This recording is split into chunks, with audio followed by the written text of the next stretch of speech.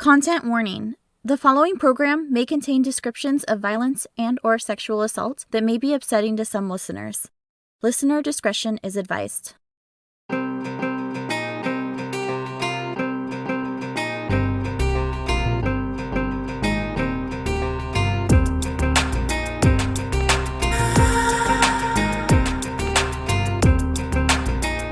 The upper left corner of the United States is full of stunning scenery. Beautiful mountains, raging rivers, breathtaking valleys, and so much more. But the Pacific Northwest is also known for something more sinister. This beautiful land also seems to be a breeding ground for serial killers and others who perform heinous acts. I was born and raised in the Pacific Northwest, and I've had a fascination with true crime since childhood. I'm here to tell you the true crime stories of the PNW. Grab your sweater and a cup of coffee. I'm your host, Emily, and this is the upper left corner.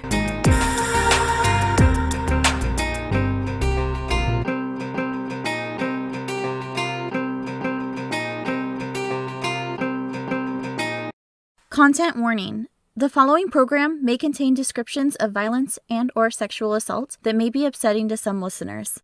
Listener discretion is advised.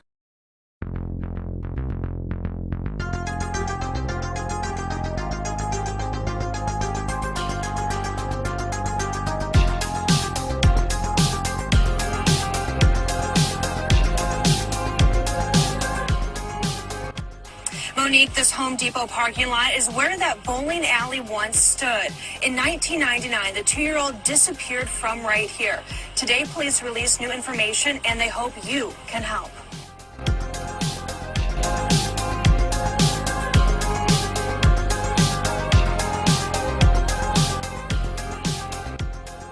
His motivation to solve this case is simple. Teekah's mother. It really makes it easy to try to keep the case alive for her and to try to find her some answers. She has never given up on her daughter, finding her daughter, and I really admire that. He's not going to stop looking until we find them. Teekah Lewis says she finally feels she has a detective who will get answers, but she knows the answers he uncovers may be darker than she's ever before allowed herself to consider. Nobody will know the pain that I felt when he told me this. Nobody. Teekah has long held on to hope that whoever took Teekah took her to raise her and love her. Maybe somebody who wanted a baby. But she says the information Detective Riopel has shared with her about the witness account of the pockmarked man has forced her to confront a horrific reality. That man went in there to find somebody. Find a child and harm that child. And that man took my child. My everything. That was my world right there. More than 2 decades later, Teresa's world is still shattered. Memories are frozen in time. Teekah's coat that she wore to the bowling alley that night. The Pooh Bear she was so attached to. It's all Teekah has left. I've lived 21 years in a nightmare, and I think it needs to come to an end. I want to bring her home, regardless if she's here or not. It's time to bring her home. This episode, I will be covering the case of Tikka Lewis. Today's case is every parent's worst nightmare. It appears to be a stranger abduction of a child. But before we get started, the PNW city I'll be profiling this week is Tacoma, Washington. Tacoma is located in Pierce County on the Puget Sound and is about 32 miles southwest of Seattle and 31 miles from the state capital of Olympia. As of the 2010 census, the population was 191,704, and this is the third largest city in the state of Washington. Tacoma was actually named after Mount Rainier, which was first named Tacoma or Tahoma in Salishan. The Port of Tacoma is the largest port in Washington and a center for international trade for the West Coast. It is locally known as the City of Destiny after it was selected to be a major hub for the railways in the early 19th century. And between the railways and seaport, their motto became From Rail to Sea. On July 1st, 1940, the Tacoma Narrows Bridge opened to traffic. It was the third largest suspension bridge in the world, behind the Golden Gate and George Washington Bridge. It dramatically collapsed on November 7th of the same year that it had opened. During the construction, it was noted that the bridge would move vertically in windy conditions, so much so that the workers had nicknamed it Galloping Gertie. However, that was not enough of a red flag to take another look at the construction. The collapse was caused by 40-mile-per-hour winds. Thankfully, no people died in the collapse, but unfortunately, a Cocker Spaniel named Tubby did.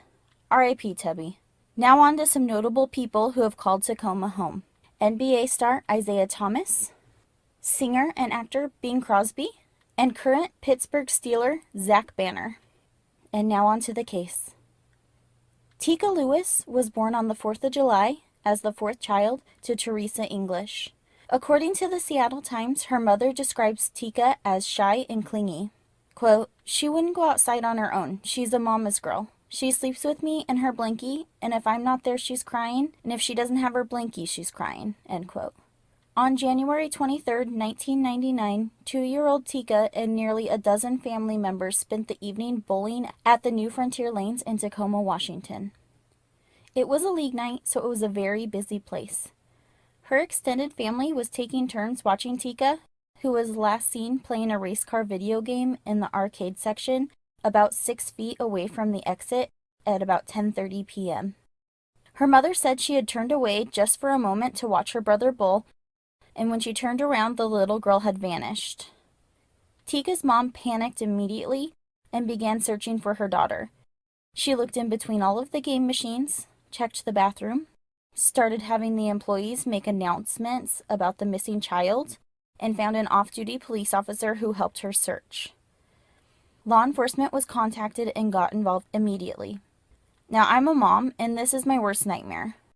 My oldest is 10, so I've been at this parenting thing for a while, and off the top of my head, I can think of a handful of times where we were out somewhere and had multiple family members and our 3 kids, and you just kind of relax a little knowing that there are people helping and extra eyes on your kids, and then all of a sudden, you can't see one of your kids. Thank God nothing like this has ever happened to me, but the moment when your kid has gone into the photo booth at the arcade or went around the corner to refill their drink, it honestly can make you physically sick to your stomach. I just feel so bad for this family. At the time of the disappearance, Teresa had given birth to her 5th child, who was also there that night, a 10-month-old baby girl. Nearly 200 police officers and volunteers searched the bowling alley and nearby neighborhoods that night and all of Sunday with a helicopter, infrared equipment, bloodhounds, and German shepherds.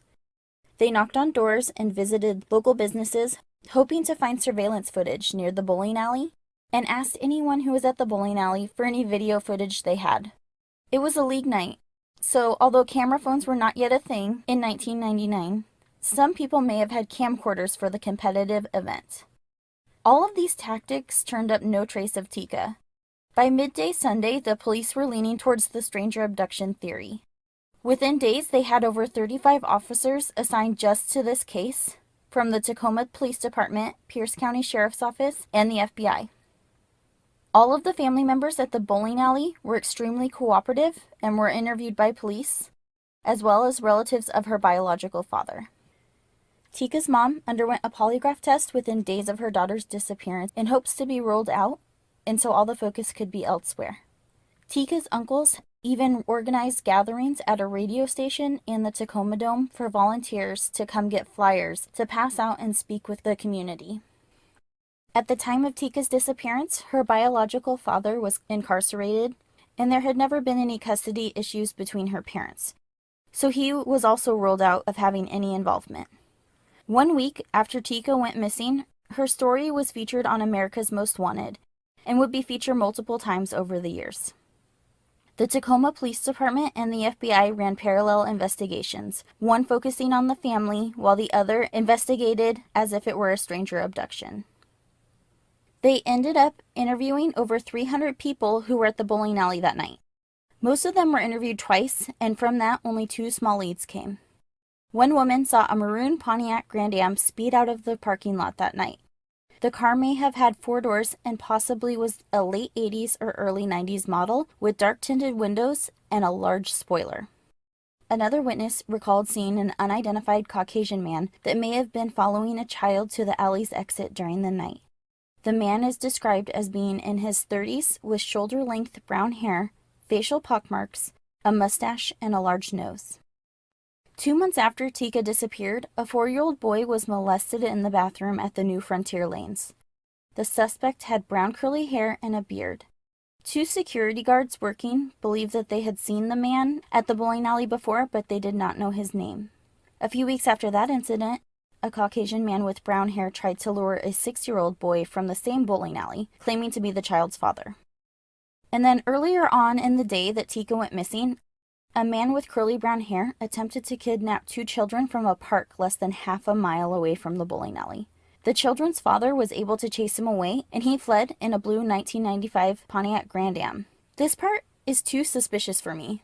This is the second time that a Pontiac Grand Am was mentioned. What are the odds? Also, the first witness at the bowling alley say they saw a maroon Grand Am, but when Tikka went missing, it was 10:30 at night in January. It was definitely dark outside, and I believe it's possible the color could have been mistaken. The fact that a person tried to abduct 2 children in broad daylight, escapes in a Grand Am on the very same day Tikka was taken, and there was a Grand Am seen in the area, is very suspicious to me. We'll be right back after a word from our sponsors. And now back to the story. 1 year after Tikka's disappearance, her mom gave her theory of what happened to her daughter that night to reporter Rebecca Cook. She is quoted as saying, "Tikka was stolen by a mixed-race couple who couldn't have kids of their own. The kidnappers have locked her up in a white house way out in the country, spoiling her rotten." I really do hope that is true. However, the police have stated that they don't believe she is alive. However, they are still investigating her case as endangered missing. Over the years, Tikka's DNA has been run when an unidentified body is found where Tikka could match the description. In 2001, remains of a child believed to be between the ages of 4 and 6, matching Tikka's description, were found in Kansas City. After a DNA test, it was ruled that the remains did not belong to Tikka. And after several years, those remains were identified as Erica Green in 2005. Her mother and stepfather were charged in her brutal murder. In 2006, a private investigator found a girl in Texas that looked like she could be Tikka.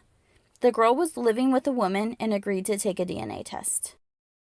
When Teresa saw the picture of her, she thought it was her daughter. She said she looked exactly like her other daughters.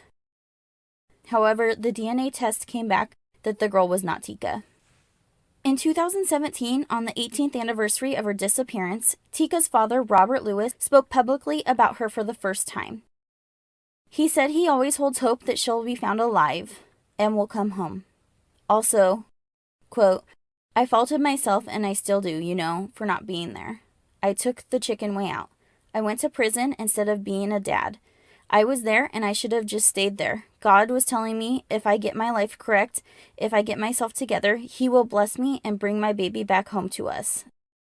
He says he still has hopes that she will come home.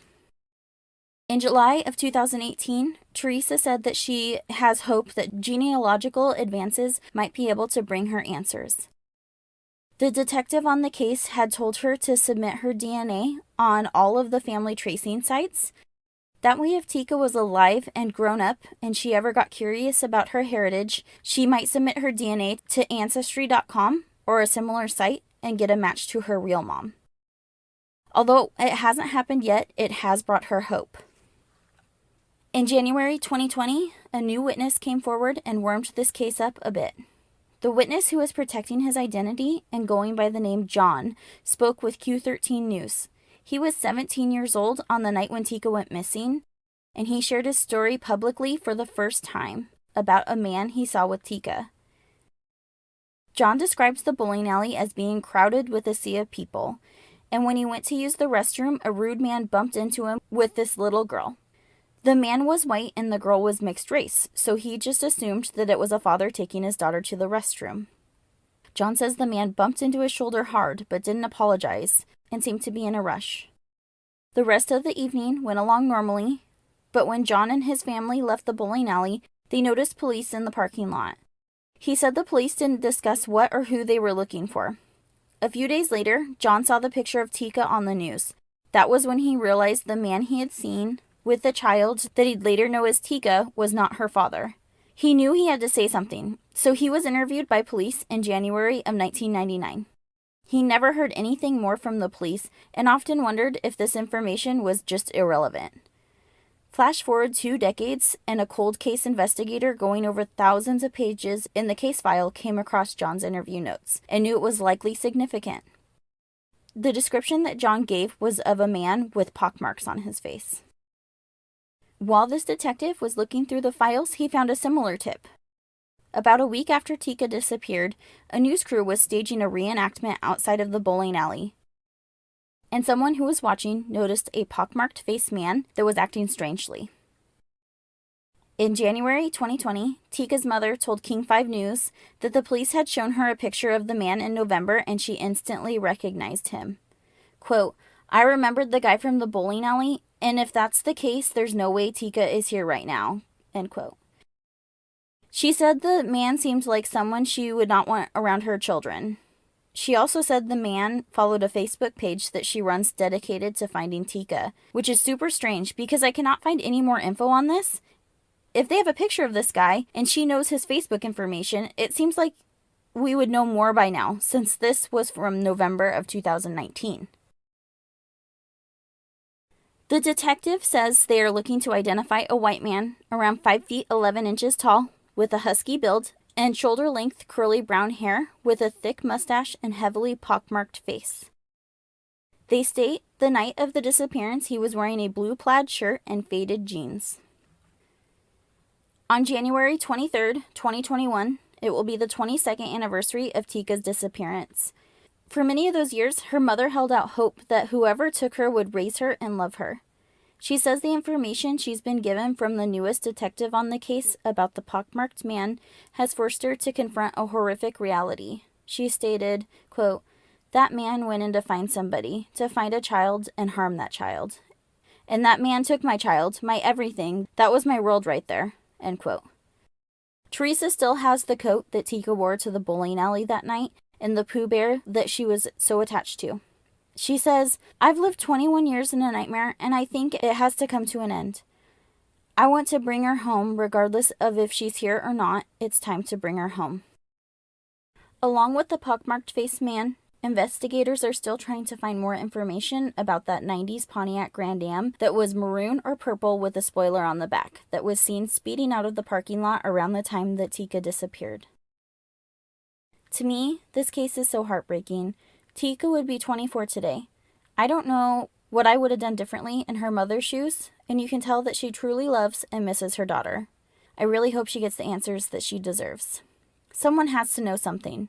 Maybe you had a coworker or family member who matches the man's description. I mean, I feel like it's a good description of someone you would definitely remember, especially if they drove a similar car. The one good thing to come from Teekah's kidnapping was the creation of the Tikka Lewis bill in Washington state. Her family supported the passing of the 1999 bill that created an Exploited and Missing Children Task Force and made it possible for the Washington State Patrol to join in the search for missing children immediately. This was a huge deal for any future missing children, as there were so many more resources available to help.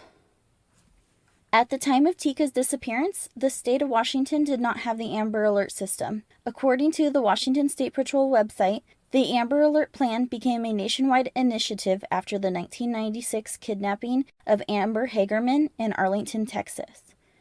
At the time she was kidnapped, the police were given a description of the kidnapper and a vehicle description. However, there was no system to quickly get this information to the public and other law enforcement agencies. The letters in Amber's name are used as an acronym: America's Missing Broadcast Emergency Response, in order to never forget Amber. The Washington State Amber Alert Plan was authorized by RCW in 2003, with the Washington State Patrol designated as the lead agency. The chief of the WSP is the State Amber Alert Manager and has the final decision-making ability over all aspects of the statewide plan.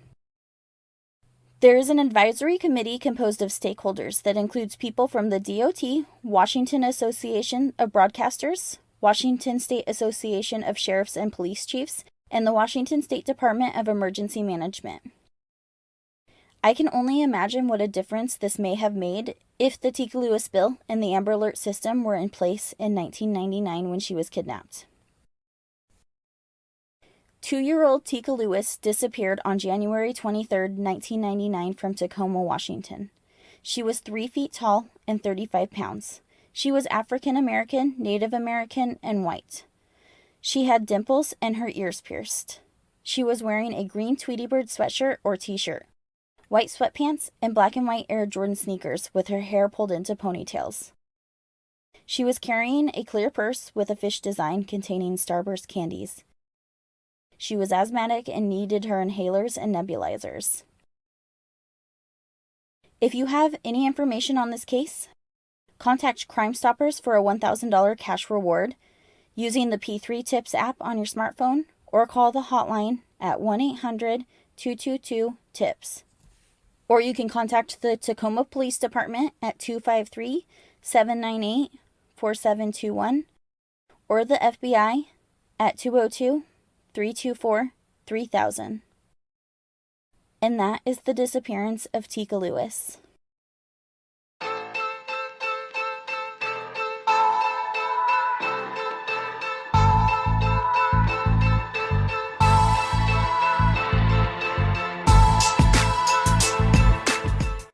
This week's wine that I paired with my PNW True Crime to take the edge off of researching a child being kidnapped is my personal favorite red.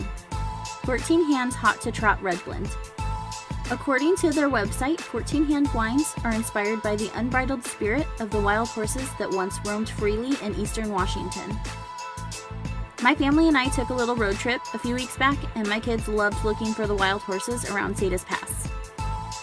They are a Washington wine with a tasting room in Prosser that I've been meaning to get to. For the Hot to Trot Red Blend I've been sipping, the tasting notes are as follows. Flavors of cherry pie, ripe berries, and plums, supported by a frame of refined tannins, give way to subtle notes of baking spice on a persistent finish.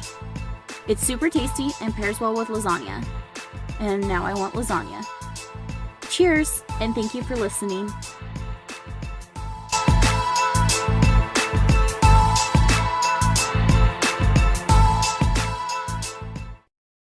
This has been Upper Left Corner, a PNW True Crime podcast. If you enjoyed the episode today, please leave a 5-star rating and review and share it with a friend. I did not uncover any of the evidence I shared in the telling of the story today. All of the sources I used to write this episode are listed in the show notes. If you have a case suggestion or a PNW wine recommendation, please email me at upperleftpodcast@gmail.com. Thank you for your support.